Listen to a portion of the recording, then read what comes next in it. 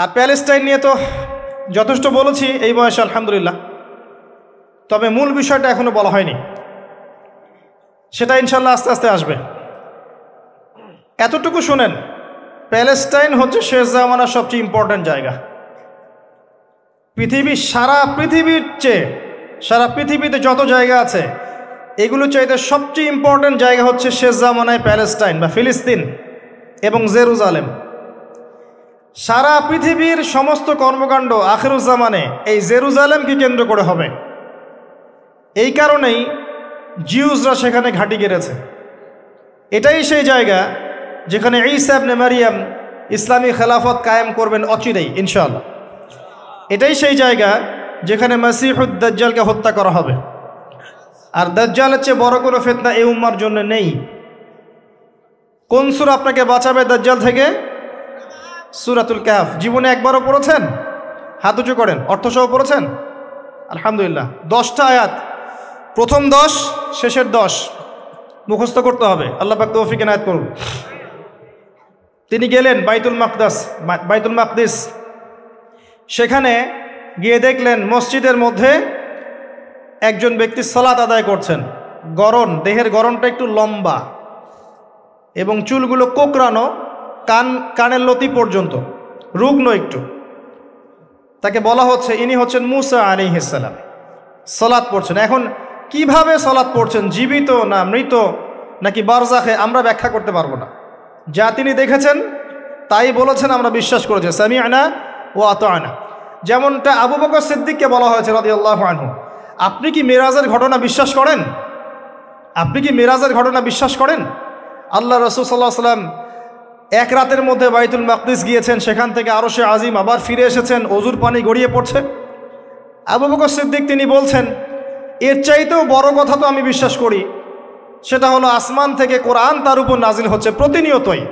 যে আল্লাহ তার উপর কোরআন নাজিল করতে পারেন তাকে আসমানে নিয়েও যেতে পারেন, এটা অবিশ্বাস করার কি আছে? এরপর থেকে তার নাম হয় কি? সিদ্দিক। তো আমরা ওই দিকে যাওয়ার চেষ্টা করি।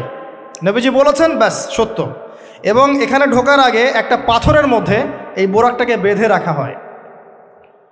আরেকজন ব্যক্তিকে দেখেছেন যার গড়ন ফর্সা এবং লালচে, এই দুইটা কালারকে মিক্স করলে যেমন গায়ের রং হবে এমন, এবং চুলগুলো হচ্ছে অনেক সোজা, সিল্কি। সিল্কি শব্দটা আমি বুঝলাম, চুলগুলো অনেক সোজা, এটা আমার কথা। স্বচ্ছ ঝকঝকে চুল। তো গায়ের গড়নটা খুব বেশি লম্বাও না, খুব বেশি খাটোও না। নবীজিকে বলা হচ্ছে ইনি হচ্ছেন ঈসা ইবনে মারিয়াম। নবী সাল্লাল্লাহু আলাইহি ওয়াসাল্লাম আরেকজনকে দেখলেন যার গড়নটা হুবাহু নবী সাল্লাল্লাহু আলাইহি ওয়াসাল্লামের মতোই। এবার তাকে বলা হলো ইনি হচ্ছেন আদি পিতা ইব্রাহিম আলাইহিস সালাম। ইব্রাহিম আলাইহিস সালামের সাথে আমাদের নবী সাল্লাল্লাহু আলাইহি ওয়াসাল্লামের পুরো ফিজিক্যালিও মিল ছিল এবং জীবনের যে গতি এখানেও মিল ছিল। হয়তোবা এই কারণেই আমরা দরুদ ইব্রাহিমে অন্য নবীর নাম না নিয়ে ইব্রাহিম আলাইহিস সালামের নামটা নিচ্ছি। আল্লাহু আলাম, আল্লাহ ভালো জানে। যখন নবীর নাম আসবে সবাই কমসে কম সাল্লাল্লাহু আলাইহি ওয়াসাল্লামটুকু বলবেন মনে মনে।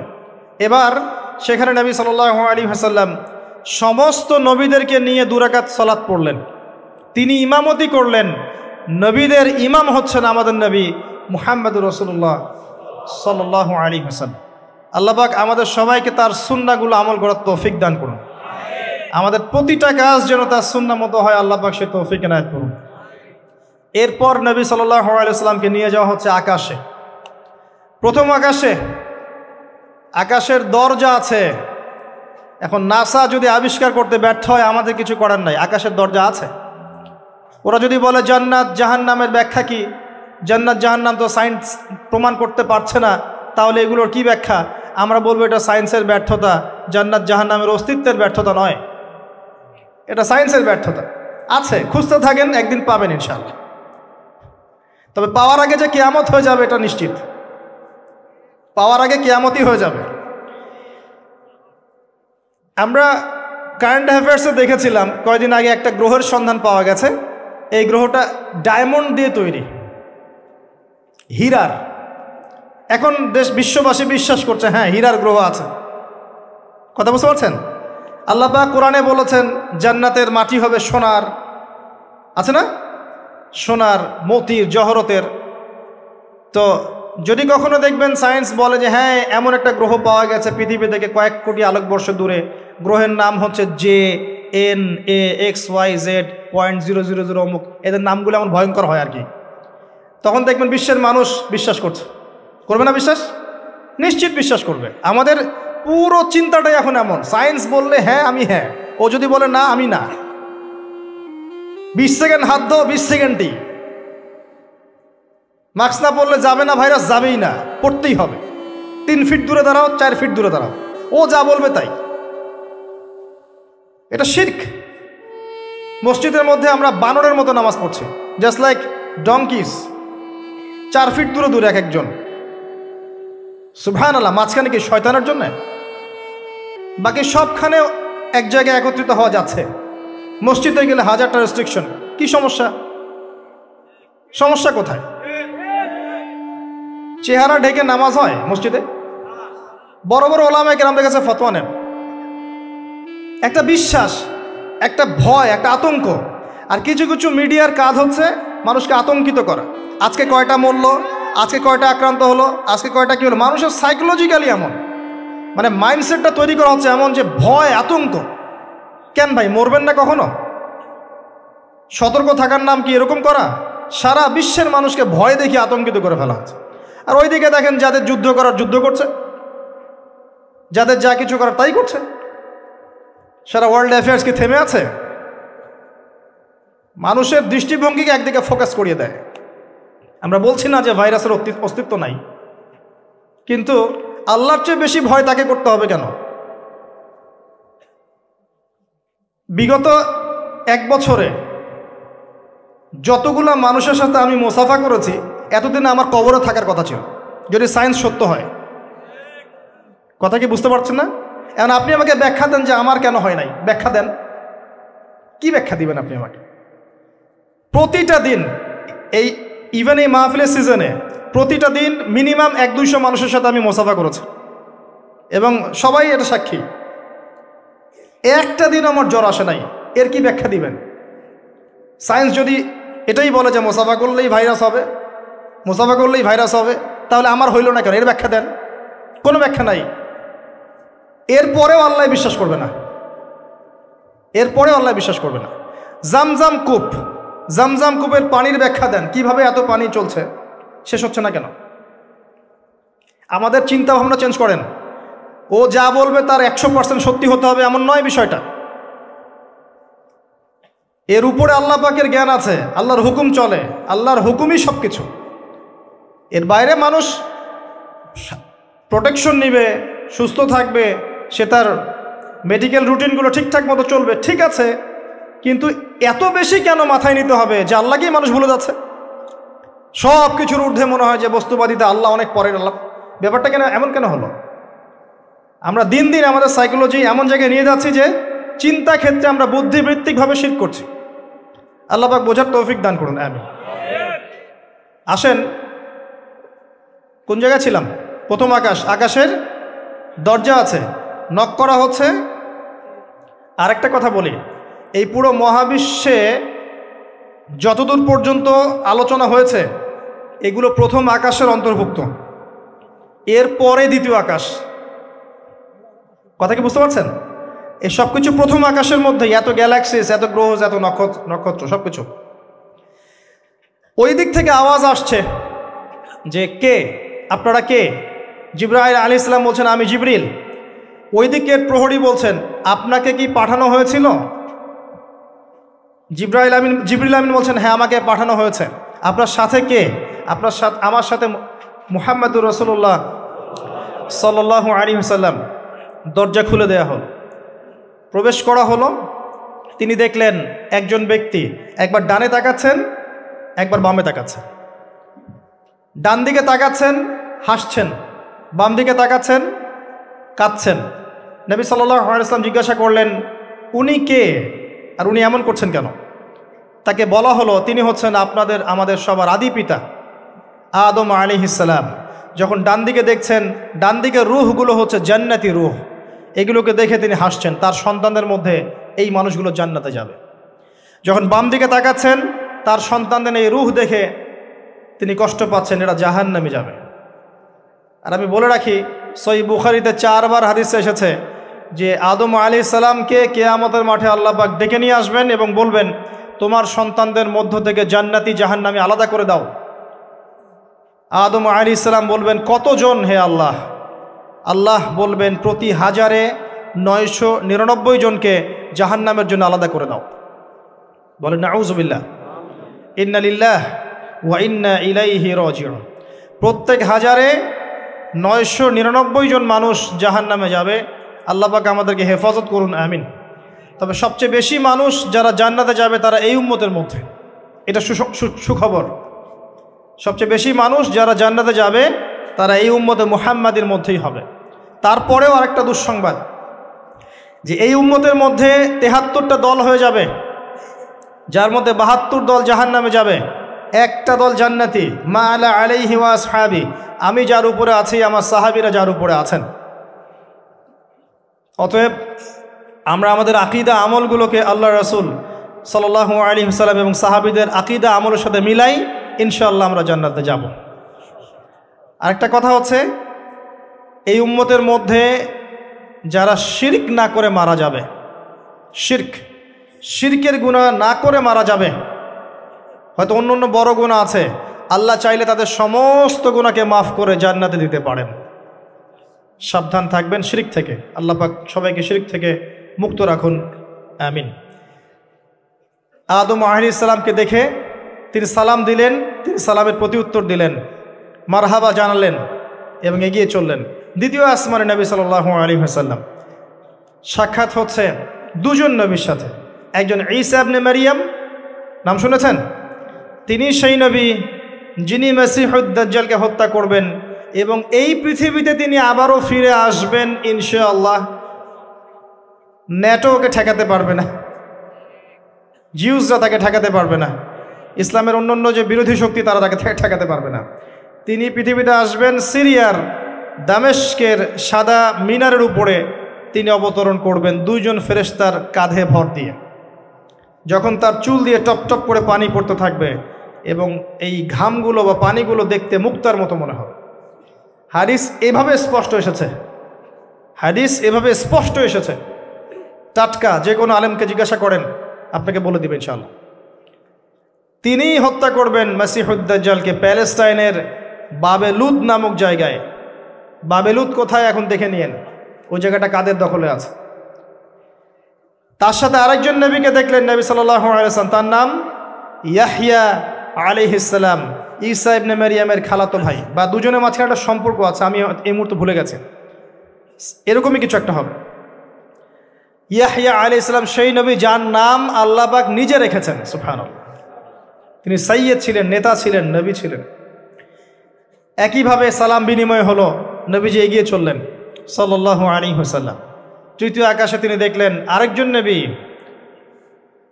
তাকে বলা হলো তিনি হচ্ছেন ইউসুফ আলাইহিস সালাম, যাকে পুরো পৃথিবীর অর্ধেক সৌন্দর্য দেওয়া হয়েছে। আর আপনারা জানেন সূরা ইউসুফ একটা সূরাই আছে, আর এই সূরা ইউসুফ জুলাইখার প্রেম কাহিনী নয়, বরং এই সূরা হচ্ছে ইউসুফ আলাইহিস সালামের সাথে তার পিতা ইয়াকুব আলাইহিস সালামের প্রেম কাহিনী। ভালো করে পড়ে দেখবেন। কিভাবে বললাম? ছেলের শোকে কাতর হয়ে বাবা কাঁদতে কাঁদতে অন্ধ হয়ে গেছেন। আপনার গার্লফ্রেন্ড কি আপনার জন্য অন্ধ হয়েছে?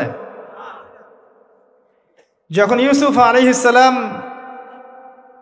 একটা রুমাল পাঠালেন, মনে আছে, তার বাবার চোখে দেওয়ার জন্যে, দূর থেকে যোজন যোজন দূর থেকে তার পিতা বলছেন, আমি ইউসুফের গন্ধ পাচ্ছি। বাবার ছেলের এমন প্রেম কাহিনী আপনি কোথাও পাবেন না। এটা সূরা ইউসুফ, পড়ে দেখেন। আর ইউসুফ আলাইহিস সালামের যে চরিত্র ছিল, তার চেহারার চেয়ে চরিত্র আরও বেশি সুন্দর ছিল। তাকে জেনার অফার করা হচ্ছে, তিনি বলছেন আল্লাহকে আমি ভয় করি। আর যুবকদেরকে আমরা বলতে চাই যে যদি আপনি জেনা থেকে দূরে থাকতে পারেন, যদি শুধু জেনা থেকে দূরে থাকতে পারেন, আল্লাহ পাক আপনার যে কোনো দোয়া কবুল করবে ইনশাআল্লাহ। নিশ্চিত মৌতের হাত থেকে আল্লাহ আপনাকে বাঁচাতে পারেন যদি আপনি জেনা ছাড়তে পারেন।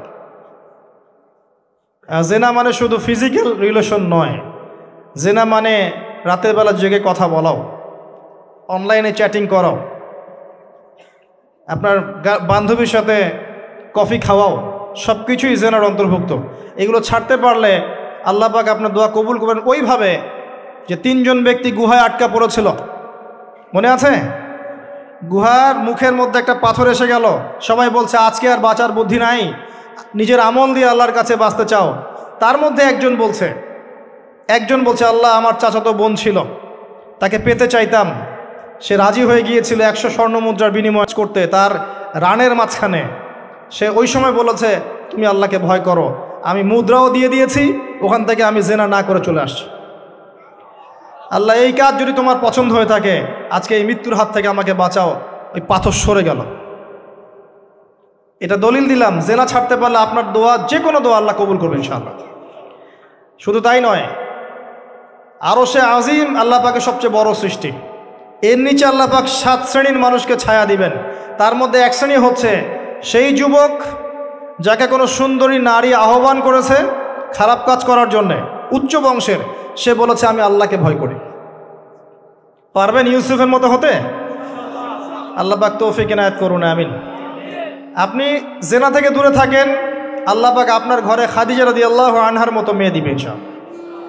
আপনি 10টা ঘাটের পানি খেয়ে আসবেন, দেখবেন এমন বউ আল্লাহ কপালে জুটাইছে, সে মাশাআল্লাহ 20 ঘাটের পানি খাওয়া।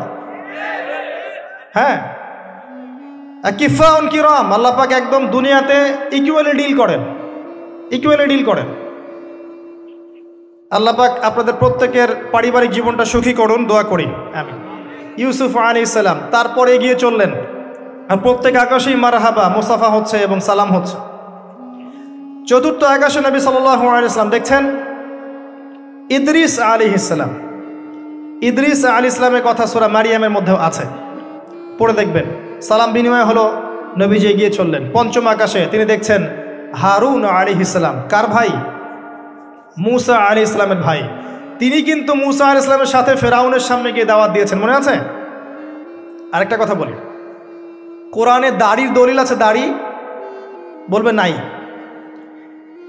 কোরআনে কোথায় দাড়ির দলিল আছে বলেন তো দেখি, কে বলতে পারবেন? কঠিন প্রশ্ন। 500 টাকা পুরস্কার দেব আমার পক্ষ থেকে, জান। যদিও 500 কোনো টাকাই না, টাকার মান দিন দিন কমছে। কোন সূরায় দাড়ির কথা আছে কে বলতে পারবেন? আলেম ওলামা বাদ, তারা তো পারবেন। আমরা সিভিলিয়ানদের জিজ্ঞাসা করছি, সাধারণ জনগণ, কে পারবেন বলেন? কোন সূরায় দাড়ির কথা আছে? দাড়ি কোরআনে একটা জায়গায় দাড়ির কথা আছে, কে বলতে পারবেন? দেখছেন আল কোরআনের আলো ঘরে ঘরে যা আলো, তাই না? স্লোগান দিয়ে কাজ হবে না ভাই, প্রত্যেক ঘরে ঘরে কোরআনওয়ালা মানুষ তৈরি করতে হবে, তারপরে আলো অটোমেটিক ঘরে ঘরে জ্বলবে ইনশাআল্লাহ। আচ্ছা যাক, আমার টাকা বেঁচে গেল। সূরা তহায় আছে। কোথায় আছে? সূরা তহার মধ্যে আছে, একটা জায়গায় দাড়ির কথা আছে, সেটা হচ্ছে হারুন আলাইহিস সালামের দাড়ি। কার দাড়ি? হারুন আলাইহিস সালামের দাড়ি। মুসা আলাইহিস সালাম ফেরাউন থেকে যে দলবল নিয়ে পার হওয়ার পরে, বনু ইসরায়েলকে নিয়ে পার হওয়ার পরে আল্লাহ পাক তাকে 40 দিন ডেকেছেন তুর পাহাড়, মনে আছে? তুর পাহাড়ে তিনি গেছেন। এই ফাঁকে বনু ইসরায়েল শিরক করা শুরু করেছে, এই যে বাছুর পূজা শুরু করেছে, মনে আছে? পড়েন নাই কখনো? বাছুর পূজা শুরু করেছে। মুসা আলাইহিস সালাম তাওরাত নিয়ে আসছেন, এসে দেখছেন যে কওমের এই অবস্থা, তিনি রাগে তাওরাত ছুঁড়ে মারলেন। তিনি প্রচণ্ড ব্যক্তিত্ব সম্পন্ন মানুষ ছিলেন, গায়রতওয়ালা, রাগে তাওরাত ছুঁড়ে মারলেন। এবং এসে এই যে হারুন আলাইহিস সালাম যাকে রেখে গিয়েছিলেন যে কওমকে দেখাশোনা করবে, তার দাড়ি চিপে ধরলেন। তুমি থাকতে এরা এই অবস্থায় গেল কিভাবে? এক হাতে দাড়ি, এক হাতে চুল, চেপে ধর, তুমি থাকতে এই অবস্থা হইল কিভাবে? সূরা তহা পড়ে দেখেন। তখন হারুন আলাইহিস সালাম বলছেন যে হে আমার ভাই, আমার দাড়ি আর চুল ধরো না, এই একটা জায়গায় আছে। তার মানে দাড়ি পাওয়া যাচ্ছে কোরআনে। কিছু মানুষ তো এখন বলে কোরআন মানি হাদিস মানি না, তাই না? ওই অজুহাত দিয়ে এখন দাড়ি রাখে না, বলে কোরআনে তো দাড়ির কথা নাই, রাখবো কেন? সুবহানাল্লাহ। আপনারাও কি এটা বিশ্বাস করেন যে আমরা শুধু কোরআন মানবো, হাদিস মানবো না? স্পষ্ট কুফরি, স্পষ্ট কুফরি। কোরআন এবং হাদিস একসাথে মিলেই শরিয়া। শুধু কোরআন মানি হাদিস মানি না এটা বলতে গিয়ে সে বোঝাচ্ছে সে আসলে কোরআনও মানে না। কোরআনে আল্লাহ বলেছেন ওয়ামা আতাকুমুর রাসূল ফাখুযুহ, রাসূল যা দিয়েছেন নিয়ে নাও, ওয়ামা নাহাকুম আনহু ফান্তাহু, যা থেকে নিষেধ করেছেন দূরে থাকো। তাহলে সুন্নাহ না মানলে আপনি কিভাবে কোরআন মানবেন? কথা কি বুঝতে পারছেন? আসেন, হারুন আলাইহিস সালাম সালাম বিনিময় হলো, চললেন, তারপরে ষষ্ঠ আসমানে গিয়ে দেখলেন মূসা আলাইহিস সালাম, সেই যে ব্যক্তি।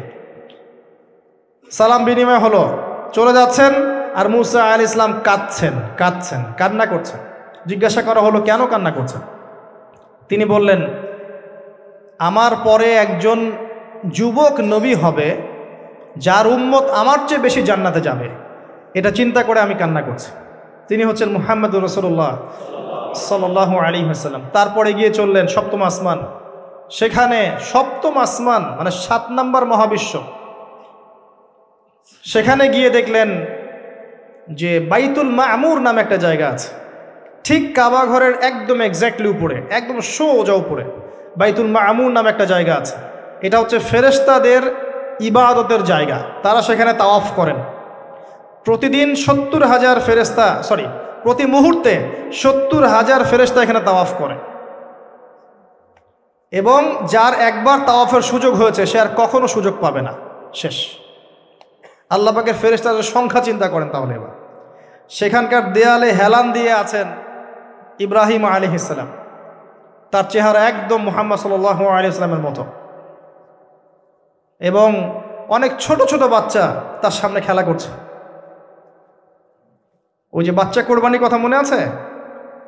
যেসব মুমিন মুসলিমদের ছোট ছোট বাচ্চা কাচ্চারা নাবালক অবস্থায় মারা যায় না, তাদের আত্মাগুলো সেখানে চলে যায়, তারা সেখানে খেলা করতে থাকে।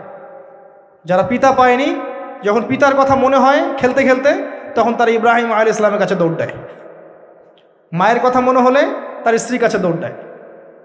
আমাদের যাদের সন্তান 2-1জন মারা গেছে, এটা আমাদের পরকালে অ্যাসেট, পরকালের সম্পত্তি। কিয়ামতের মাঠে ওই ছেলে ওই মেয়ে আপনার হাত ধরবে, আঙ্গুল ধরে ফেলে বলবে, আল্লাহ আমার বাবাকে মাফ করে দাও, না হলে আমি জান্নাতে যাব না।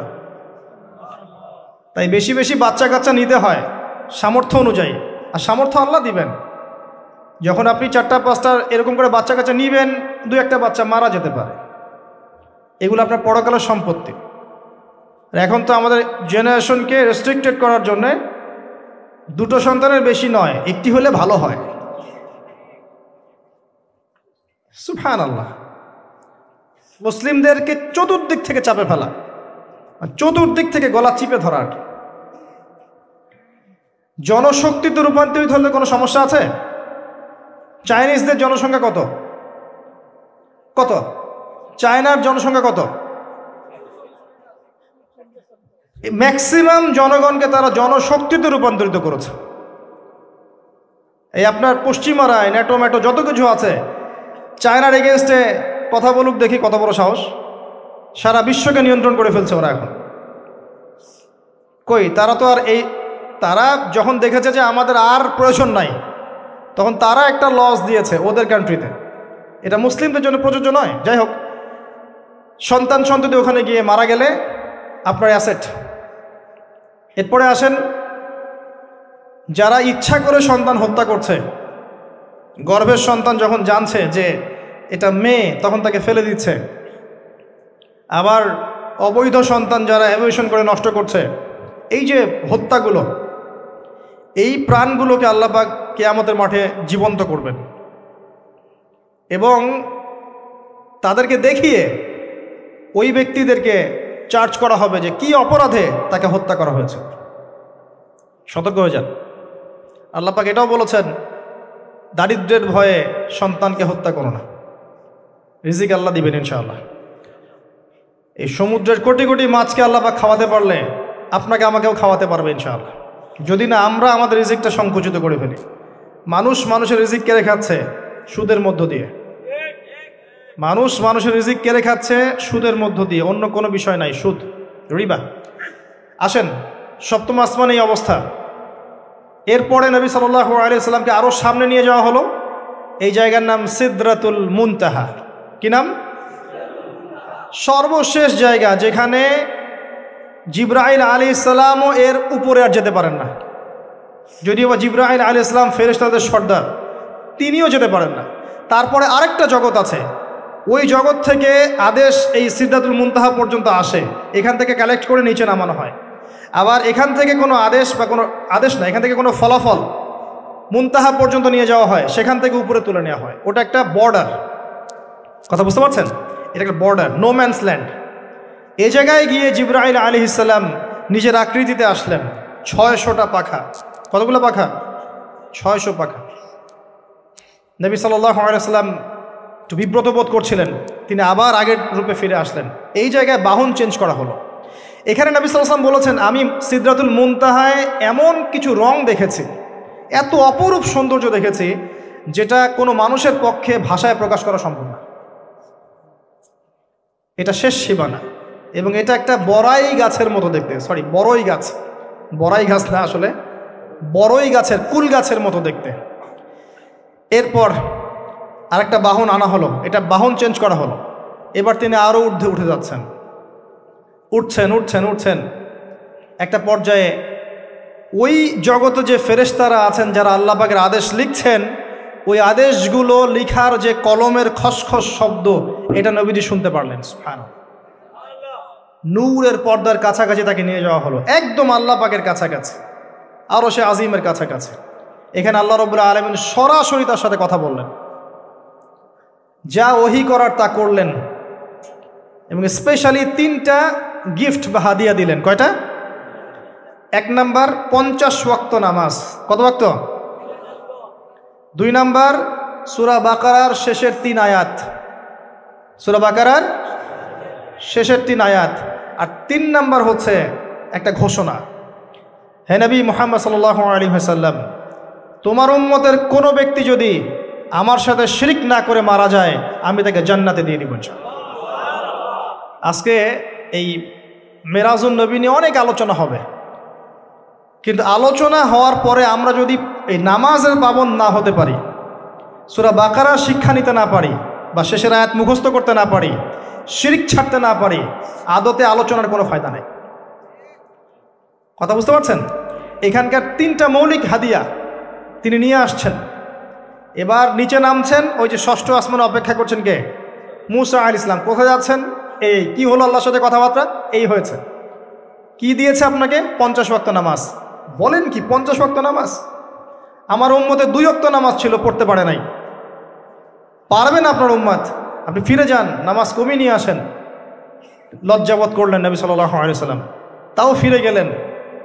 50 থেকে 45, 45 থেকে 40, 40 থেকে 35, করতে করতে করতে করতে 5।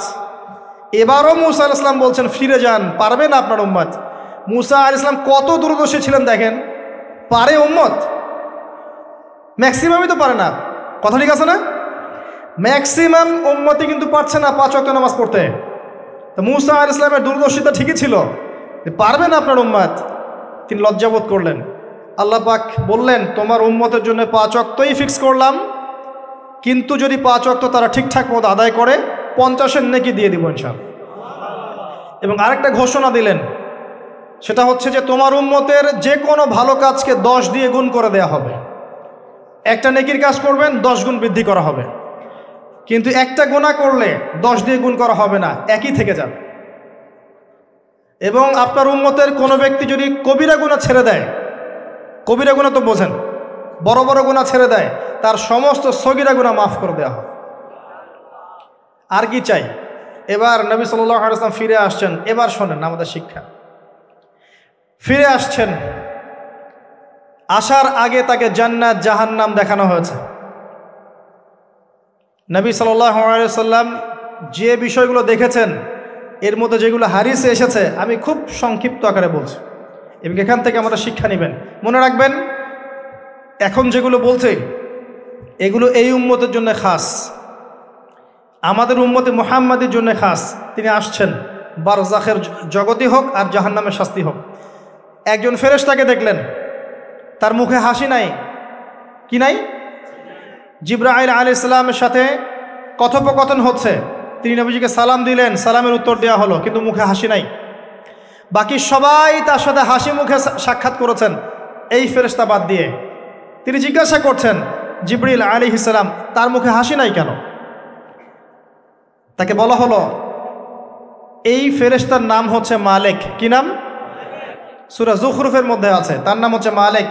আল্লাহ পাক তাকে জাহান্নামের প্রহরী বানিয়েছেন, জাহান্নামের চিফ অফ কমান্ড মালিক। যখন থেকে আল্লাহ পাক তাকে এই দায়িত্ব দিয়েছেন তার মুখের হাসি উঠে গেছে। আল্লাহর কাছে পারমিশন চাওয়া হচ্ছে, জাহান্নাম দেখতে চাই। আল্লাহ পাক দেখার পারমিশন দিলেন। নবী সাল্লাল্লাহু আলাইহি ওয়াসাল্লাম দেখে বললেন সেখানকার বেশিরভাগ অধিবাসী হচ্ছে নারী জাতি, এবং তিনি বললেন জাহান্নামে যাবে উদ্ধত এবং অহংকারীরা।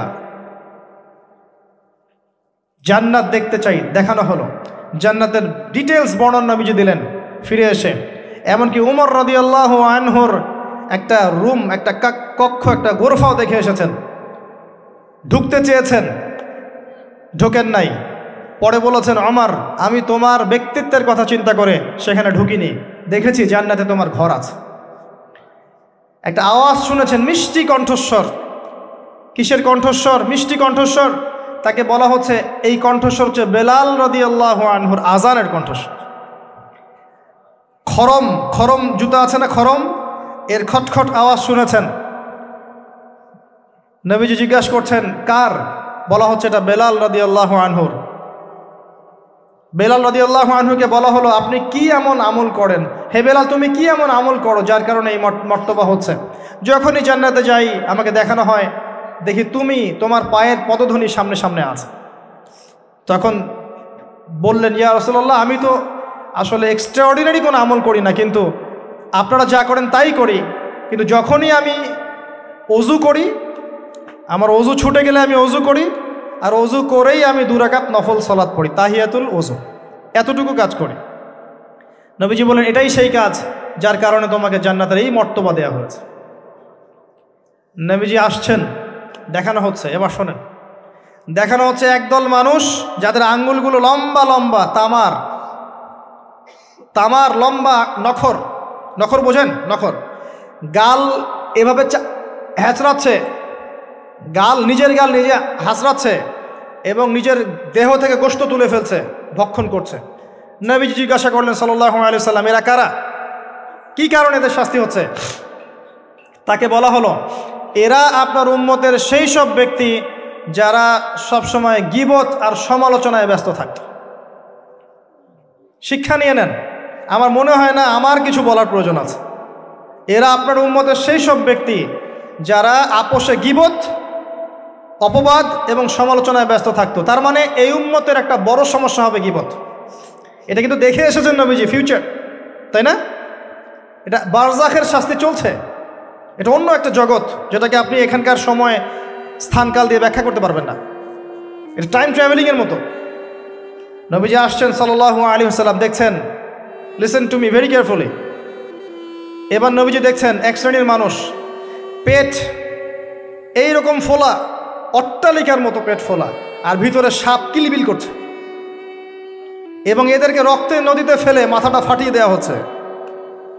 নবী জিজ্ঞাসা করলেন সাল্লাল্লাহু আলাইহি ওয়াসাল্লাম এরা কারা? মর্মান্তিক শাস্তি দেওয়া হচ্ছে, এরা কারা? এরকম শাস্তি দেয়া হচ্ছে, আপনি দেখলে আপনার কেমন লাগবে? নবীজিকে বলা হচ্ছে সাল্লাল্লাহু আলাইহি ওয়াসাল্লাম এরা আপনার উম্মতের এই সব ব্যক্তি যারা ছিল সুদখোর, রিবাখোর। মানে এই উম্মতের অন্যতম বড় সমস্যা হবে রিবা, যেটা আমি বলেছি, প্রতিটা সেক্টরে রিবা। সবচেয়ে নিম্ন পাপ নিজের মায়ের সাথে জেনা করা, সবচেয়ে উচ্চ পাপ আল্লাহ এবং তার রাসূলের সাথে যুদ্ধ করা, এটা হলো সুদ। এবং এর বাস্তবতা হচ্ছে এই, ধনী দিন দিন ধনী হবে, গরিব দিন দিন গরিব হবে, এটা বাস্তবতা। রক্ত চুষে খাওয়া হয়, এই কারণে রক্তের নদীতে ফেলা হয়েছে। এবং সাপ খেয়েছে তারা, সাপ খেয়ে পেট ফুলিয়ে ফেলেছে। আমার মনে হয় না ব্যাখ্যা করার প্রয়োজন আছে। আর একটা হাদিস আগেই বলেছি, যে দেয়, যে নেয়, যে সাক্ষী থাকে, যে লিখে রাখে, সবাইকে সমানভাবে লানত করেছেন নবী সাল্লাল্লাহু আলাইহি ওয়াসাল্লাম। নবীর লানত নিয়ে হাউজে কাউসারের পানি কোশ্চিন কালো পাবেন না, কবরের উত্তর দিতে পারবেন না। এমনকি এই নবী সাল্লাল্লাহু আলাইহি ওয়াসাল্লামের সুপারিশ আপনার কপালে নাও জুটতে পারে, সতর্ক হয়ে যান।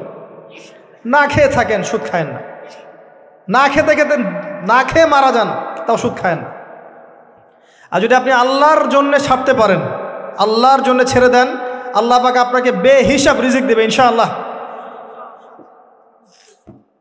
যাররা পরিমাণ সন্দেহ করবেন না যে আল্লাহ কি দিবেন না দিবেন না, আল্লাহ পাক অবশ্যই দিবেন ইনশাআল্লাহ। ওয়া মান ইয়াতাওয়াক্কাল আলাল্লাহ ফাহুয়া হাসবুহ, যে আল্লাহর উপর তাওয়াক্কুল করে আল্লাহ পাক একাই তার জন্য যথেষ্ট, আল্লাহ পাক যথেষ্ট। ওয়া ইয়ারযুকু মান ইয়াশা বিগাইরি হিসাব, আল্লাহ পাক বেহিসাব রিজিক দেন যাকে চান। মিন হাইসু লা ইয়াহতাসিব, এমন উৎস থেকে রিজিক দিবেন যে সে কল্পনা করে নাই। ছেড়ে দেন। কিন্তু বিশ্বের শুরু থেকে নিচ পর্যন্ত রিবা দিয়ে ভর্তি। একটা ছোট্ট গ্রামে যাবেন, দেখবেন একাধিক সুদী এনজিও কাজ করছে। এখন মা বোনরাও খুব বেশি সুদ খায়, ব্যাংকের মধ্য দিয়ে, সমিতির মধ্য দিয়ে, এইটা ওইটা ছল চাতুরি ঘুরিয়ে ফিরে কতভাবে যে খাওয়া হয় আল্লাহ ভালো জানেন। আল্লাহ পাক আমাদেরকে এই মহামারী থেকে হেফাজত করুন। সবচেয়ে বড় মহামারী চলছে বিশ্বে, এই ইকোনমিক মহামারী, রিবা কেন্দ্রিক মহামারী, যেটা মুসলিমের ইমান আমল সব ধ্বংস করে দিয়েছে। আসেন, তিনি আসছেন, দেখলেন এক শ্রেণীর মানুষ আগুন, বড় বড় আগুনের দলা, এগুলো মুখে ঢুকাচ্ছে, পিছনের রাস্তা দিয়ে বের হয়ে যাচ্ছে। নাউযুবিল্লাহ পড়ি আমরা। জিজ্ঞেস করা হচ্ছে কারা এরা, মর্মান্তিক শাস্তি হচ্ছে। নবী সাল্লাল্লাহু আলাইহি ওয়াসাল্লামকে বলা হলো এরা আপনার উম্মতের সেই সব ব্যক্তি, listen to me very carefully, এরা আপনার উম্মতের সেই সব ব্যক্তি যারা ইয়েতিমদের মাল আত্মসাৎ করে খেত। আমার ব্যাখ্যা করার কোনো প্রয়োজন নাই, আপনারা সবাই শিক্ষিত মানুষ। এতিমের মাল আত্মসাৎ করলে যদি এই শাস্তি হয়, জনগণের মাল আত্মসাৎ করলে কি হতে পারে চিন্তা করে দেখেন। কি হতে পারে? এটা মানুষের হক, আল্লাহর কাছে ক্ষমা পাওয়া যাবে না, মানুষকে দিতে হবে। আরও এগিয়ে আসলেন, তিনি দেখছেন, এবার বলতে গিয়ে আমার বুক কাঁপছে। দেখলেন এক শ্রেণীর মানুষ জিহ্বাগুলোকে টানা হচ্ছে, আগুনের কেচি দিয়ে কেটে দেওয়া হচ্ছে, আবার জিহ্বা জোড়ো লাগছে, আবার কেটে দেওয়া হচ্ছে, চলতে আছে অনবরত, কন্টিনিউয়াসলি। আল্লাহর কাছে কায়মনো বাক্যে দোয়া করি, এ সময় দোয়া কবুল হয়। আল্লাহ পাক যেন দোয়া আমাদের কবুল করেন, আল্লাহ পাক যেন আমাকে এবং আপনাদেরকে এদের অন্তর্ভুক্ত না করেন। জিজ্ঞেস করা হলো এরা কারা? নবী সাল্লাল্লাহু আলাইহি ওয়াসাল্লামকে বলা হচ্ছে এরা আপনার উম্মতের সেই সব ব্যক্তি যারা ছিল বক্তা, ওয়াইজ, যারা অনেক বক্তব্য করত, নিজে আমল করত না। আর এই মহামারী আমাদের মধ্যে ছড়িয়ে পড়েছে, কোনো সন্দেহ নাই। যদি না পড়তো তাহলে আমাদের কথায় মানুষের জীবন পরিবর্তিত হতো। খুব কম দেখা যায় যে আমাদের কথাগুলো আপনাদের কলবে তাসির হচ্ছে। তাসির তখন হবে যখন আমার মধ্যে আমলটা থাকবে। আর এখন তো আমরা ওয়াজ মাহফিলে প্যান্ডেলকে বানিয়েছি পলিটিক্যাল প্যান্ডেল, কোনো কোনো ক্ষেত্রে বানিয়েছি ভোট চাওয়ার প্যান্ডেল, কোনো ক্ষেত্রে বানিয়েছি যে জিকিরের নামে যাবতীয় বেদাতি কারবার হবে, গানের মতো ডিজে জিকির হয়, ডিজে জিকির। মানে কি যে হয়, যে আসবে তারও কত কাহিনী, আবার বিগ বিগ বাজেট, এইসব না মিললে আবার বক্তব্য হবে না। তারপর দেখা যাবে 1 ঘন্টা কথার মধ্যে গাল গল্প কেচ্চা কাহিনী 50 মিনিট, আর বাকি 10 মিনিট একে অপরের সমালোচনা, কি শেষ, ওয়াজ মাহফিল মাশাআল্লাহ শেষ। খুব কম ওয়াজ মাহফিল আছে জনগণকে বলবেন কি শিখলেন আজকে ওয়াজে, বলবে হ্যাঁ সুন্দর সুর করে কিছু কথা বলেছে, কি শিখেছে, আমার কি বললাম ঠিক বুঝতে পারলাম না। Out of content, out of topic, কোনো কনস্ট্রাকটিভ কথাবার্তা নাই। তো এছাড়াও জানা অনুযায়ী আমল না থাকলে এই অবস্থা হবে। আল্লাহ পাক আমাদেরকে হেফাজত করুন, আল্লাহ পাক আমাকে এবং আপনাদের সবাইকে হেফাজত করুন, আমিন। আরও এগিয়ে আসলেন, দেখা গেল এক শ্রেণীর মানুষ, যুবকরা খুব ভালো করে শোনেন এবং বিবাহিতরাও শোনেন, সামনে রাখা আছে ভালো গোশত, বাম দিকে রাখা আছে পচা গোশত, গন্ধ বের হচ্ছে। তারা এই পচা গোশত তুলে তুলে খাচ্ছে, গোগ্রাসে খাচ্ছে, ভালো গোশতের দিকে ভ্রুক্ষেপও করছে না। অবাক হয়ে নবী সাল্লাল্লাহু আলাইহি ওয়াসাল্লাম জিজ্ঞাসা করছেন এরা কারা? তাকে বলা হচ্ছে এরা আপনার উম্মতের সেই সব ব্যক্তি যাদের ঘরে পবিত্র স্বামী ছিল, বাইরে অন্য পরপুরুষের সাথে প্রেম করেছে, যাদের ঘরে পবিত্র স্ত্রী ছিল, বাইরে পরকিয়া করেছে। আর এখন যত মিডিয়া আছে দেখবেন, সিরিয়াল, মুভি, জাবি জাবি, এরা পরকিয়া শিখায়, জেনা এবং পরকিয়া শিখায়। খেয়াল করে দেখবেন, একটা ছেলে মেয়ের অবাধ মেলামেশা, হারাম মেলামেশাকে এমনভাবে উপস্থাপন করা হয়, মনে হয় এটা একটা পবিত্র ইবাদত মনে হয়। এবং বোঝানো হয় যে প্রেম তো পবিত্র, পবিত্র প্রেমে কি সমস্যা? আরে প্রেম পবিত্র তখন যখন আমি আমার স্ত্রীর সাথে প্রেম করব। আর দেখবেন যতগুলো এই যে মুভিজ, আপনার সিনেমাস, ফিল্মস, গান, নাটক, এগুলোর মূল থিম কিন্তু হারাম প্রেম। অল্প কিছু আউট অফ অন্য অন্য থিমের মধ্যে আছে। দেশ নিয়ে কতগুলো মুভি হয়েছে, কতগুলো নাটক হয়, ইসলাম নিয়ে কতগুলো হয়, শ্রদ্ধা ভক্তি এগুলো নিয়ে কতগুলো হয় দেখবেন। আর এই যে অন্য কান্ট্রির যে সংস্কৃতিগুলো ঢুকেছে, এগুলোর মূল থিম দেখবেন পরকীয়া করাচ্ছে, পরকীয়া শেখায়, বেহায়াপনা শেখায়, কিভাবে শাশুড়ির সাথে ঝগড়া করতে হবে, কিভাবে বউ রেখে আরেকটারে প্রেম করতে হবে, বউকে কেমন করে ব্লাফ দেওয়া যায়, এদিকে স্বামীরা ব্লাফ কেমন করে দেওয়া যায়, এগুলোই শেখায়। এবং অনেক ক্ষেত্রে দেখা যায় তাদের দেশের মানুষ এগুলোর প্রতিবাদ করছে, আর আমাদের মা বোনরা এগুলো দিব্যি দেখছে, ডেইলি রুটিন, যে 3-4 ঘন্টা এগুলো দেখতেই হবে। বাঘের সামন থেকে আপনি হাড্ডি গোশত নিয়ে আসতে পারবেন, এইসব মেয়েদের হাত থেকে রিমোট নিতে পারবেন না। এর পরেও দেখবেন আপনি আবার নগ্ন ফিল্ম, পর্নোগ্রাফি আছে না, এগুলো আবার ফ্রি অ্যাক্সেস, আপনি চাইলে ইন্টারনেটে ঢুকবেন, দেখতে পারবেন। এটা কিন্তু আমরা রাষ্ট্রীয়ভাবে বন্ধ করতে পারতাম, যে আমার দেশে কোনো পর্ন সাইট চলবে না, কোনো পর্ন সাইট চলবে না। পর্নোগ্রাফি একমাত্র কারণ, সমস্ত কারণের সবচেয়ে বড় কারণ, বাকি কারণগুলো আছে, সবচেয়ে বড় কারণ, এর কারণে ধর্ষণ বাড়বে।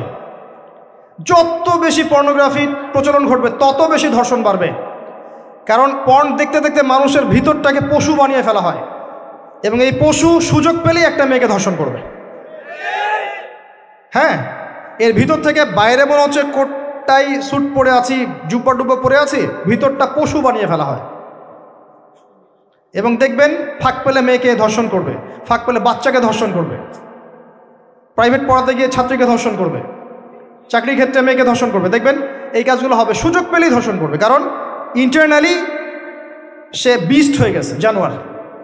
কিভাবে হয়েছে? ওই পর্ন দেখতে দেখতে। যারা এটাতে এডিক্টেড, তখন মনে হয় যে জগৎটা মনে হয় এমনই, একটা মেয়ের দিকে সে আর শ্রদ্ধা, সম্মান, ভালোবাসার দৃষ্টিতে দেখতে পারবে না।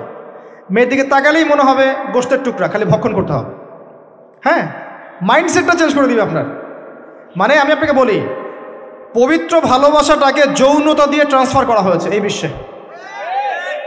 ভালোবাসা একটা ডিভাইন জিনিস, আল্লাহর পক্ষ থেকে আসে, ডিভাইন একটা জিনিস, অলৌকিক। মানে যখনই আপনি দেখবেন কাবিন হবে এবং আপনি কালিমা পড়ানো হচ্ছে, আপনি বলছেন কবুল, ইমিডিয়েটলি আপনি ফিল করবেন অপরিচিত একটা মেয়ে, আপনি যাকে দেখেন নাই, বাবা মা বিয়ে ঠিক করেছে, আল্লাহর পক্ষ থেকে ডিভাইন একটা ভালোবাসা চলে আসবে, মায়া, একটা মহব্বত, রহমত।